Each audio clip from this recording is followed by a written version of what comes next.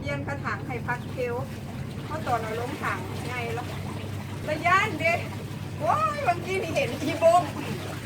เราบอกได้ทำไม่ถูกดูจังสิแห่คืนไหนมันสิเหลือตัวบ้มถึงบ่เนาะพากันนี่พ่อเด็กอันเห็นคุณจิ๋วแล้วว่าวิวซ่องติ๊กต็อกแล้วว่าให้เป็นซื้อน้ำส้มคนไม้มาฮดกับแป้งค่ะเอฟค่ะมัดหมาอันมาโหยปากกระถางถึงแล้วว่าเพราะตอนสิได้กินแล้วนี่นะเมื่อคือกับพ่อน2 เดือนละซ้ำนี่นึงแต่บางคนปลูกกันก็ไม่ได้ใหญ่เลยไม่ได้ใหญ่ซ้ำของแม่บ้านเด้อแม่บ้านปลูกเยอะ2 เดือนละเก็บกินก็ได้แล้วนี่ลืมใส่ขนาดใหม่แซน